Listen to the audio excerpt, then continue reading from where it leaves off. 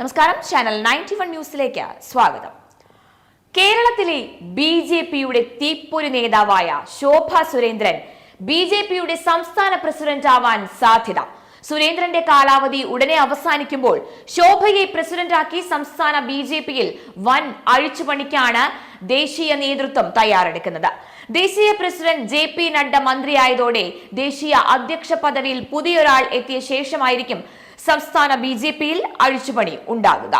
ശോഭ സുരേന്ദ്രനെ കേരളത്തിലെ ബി.ജെ.പിയുടെ പ്രസിഡന്റാക്കാൻ അമിത്ഷായും പ്രധാനമന്ത്രി നരേന്ദ്രമോദിക്കും താല്പര്യമുണ്ട് എന്നാണ് ഇപ്പോൾ അറിയുന്നത്.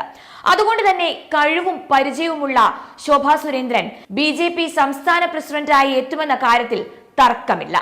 ജനങ്ങളെ ഇളക്കിമറിക്കാൻ കഴിവുള്ള നേതാവായതുകൊണ്ടാണ് മത്സരിച്ച എല്ലായിടങ്ങളിലും വോട്ട് വർദ്ധിപ്പിക്കുവാൻ ശോഭ സുരേന്ദ്രന് കഴിഞ്ഞത്. കഴിഞ്ഞ ആലപ്പുഴ ലോക്സഭാ തെരഞ്ഞെടുപ്പിൽ ശോഭ സുരേന്ദ്രൻ വലിയ ഒരു മത്സരമാണ് കാഴ്ചവെച്ചത്.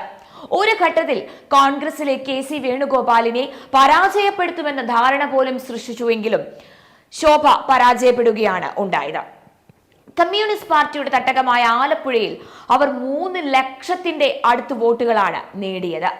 ആലപ്പുഴയിലെ നിയോജക മണ്ഡലങ്ങളിലും ശോഭ സുരേന്ദ്രൻ രണ്ടാമത് എത്തി എന്നത് ശ്രദ്ധേയമാണ്. അവരുടെ തകർപ്പൻ പ്രകടനം കണ്ടാണ് ബി.ജെ.പിയുടെ ദേശീയ നേതൃത്വം ഹിന്ദി ഹൃദയഭൂമിയിൽ പ്രസംഗിക്കാൻ വേണ്ടി ക്ഷണിച്ചത്. ഹിന്ദിയിലെ അവരുടെ പ്രസംഗം ജനങ്ങളെ ആകർഷിച്ചതോടെ ഹിന്ദി ഹൃദയഭൂമിയിലെ പല ലോക്സഭാ മണ്ഡലങ്ങളിലും ശോഭ സുരേന്ദ്രൻ താരമാകുകയും ചെയ്തു. പ്രധാനമന്ത്രി മത്സരിച്ച വാരണാസിയിൽ അവർ പ്രചാരണം നടത്തി ശ്രദ്ധേയമായി. കേരളത്തിൽ നിന്നും ബി.ജെ.പിയുടെ നിർവാഹക സമിതിയിലേക്ക് തിരഞ്ഞെടുക്കപ്പെട്ട ആദ്യ വനിത കൂടിയാണ് ശോഭ സുരേന്ദ്രൻ. ABVP-യിൽ നിന്നാണ് ശോഭയുടെ തുടക്കം. പിന്നീട് 1995-ൽ യുവമോർച്ചയുടെ തൃശൂർ ജില്ലാ വൈസ് പ്രസിഡന്റും പിന്നീട് സംസ്ഥാന വൈസ് പ്രസിഡന്റും സെക്രട്ടറിയും അഖിലേന്ത്യാ എക്സിക്യൂട്ടീവ് കമ്മിറ്റി അംഗവുമായി. അതിനുശേഷം മഹിളാ മോർച്ചയുടെ സംസ്ഥാന പ്രസിഡന്റായി. ബി.ജെ.പിയുടെ കോർ കമ്മിറ്റി അംഗവും പാർട്ടിയുടെ സംസ്ഥാന ജനറൽ സെക്രട്ടറിയുമായിരുന്നു ശോഭ സുരേന്ദ്രൻ. പിന്നീട് അവർ സംസ്ഥാന ജനറൽ സെക്രട്ടറിയിൽ നിന്ന് വൈസ് പ്രസിഡന്റായി മാറി. കേരളത്തിൽ നിന്നും ബി.ജെ.പിയുടെ നിർവാഹക സമിതിയിലേക്ക് തിരഞ്ഞെടുക്കപ്പെട്ട ആദ്യ വനിത കൂടിയാണ് ശോഭ സുരേന്ദ്രൻ. ചെന്നൈ പെട്രോളിയം കോർപ്പറേഷന്റെ ഡയറക്ടർ ബോർഡിലും അവർ സേവനമനുഷ്ഠിക്കുന്നു. നിരവധി തിരഞ്ഞെടുപ്പുകളിൽ ശോഭ സുരേന്ദ്രൻ മത്സരിച്ചിട്ടുണ്ട്. 2024-ൽ ആലപ്പുഴ ലോക്സഭാ മണ്ഡലത്തിൽ മത്സരിച്ചു. 2021 നിയമസഭാ തെരഞ്ഞെടുപ്പിൽ കഴക്കൂട്ടം നിയോജക മണ്ഡലത്തിലെ ബി.ജെ.പി സ്ഥാനാർത്ഥിയായി മത്സരിക്കുകയുണ്ടായി. 2016-ലെ നിയമസഭാ തെരഞ്ഞെടുപ്പിൽ പാലക്കാട് നിയമസഭാ മണ്ഡലത്തിൽ നിന്ന് മത്സരിച്ചു. 2014-ലെ ലോക്സഭാ തെരഞ്ഞെടുപ്പിൽ പാലക്കാട് ലോക്സഭാ മണ്ഡലത്തിൽ നിന്ന് ബി.ജെ.പി സ്ഥാനാർത്ഥിയായി മത്സരിച്ചു. 2004-ൽ വടക്കാഞ്ചേരി ഉപതെരഞ്ഞെടുപ്പിൽ ബി.ജെ.പി സ്ഥാനാർത്ഥിയായി മത്സരിച്ചു. 2011-ലെ പൊതു തെരഞ്ഞെടുപ്പിൽ പൊന്നാനിയിൽ നിന്നും പുതുക്കാട് നിന്നും ബി.ജെ.പി സ്ഥാനാർത്ഥിയായി മത്സരിച്ചു.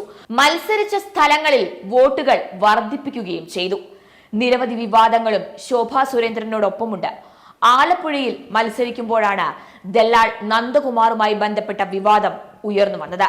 ഒടുവിൽ ആ വിവാദം ഇടതുമുന്നണി കൺവീനർ EP ജയരാജൻ ബി.ജെ.പിയിൽ ചേരാൻ ചർച്ച നടത്തി എന്ന തരത്തിലേക്ക് മാറുകയും ചെയ്തു.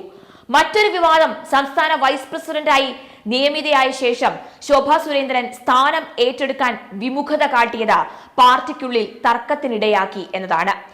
ഇന്ത്യൻ യൂണിയൻ മുസ്ലിം ലീഗിനെ NDA-യിലേക്ക് സ്വാഗതം ചെയ്യുന്നതിനെ കുറിച്ച് ഒരു അഭിമുഖത്തിൽ അവർ നടത്തിയ പ്രസ്താവന ബി.ജെ.പിയിൽ ആശയക്കുഴപ്പം സൃഷ്ടിച്ചത് വിവാദമായിരുന്നു.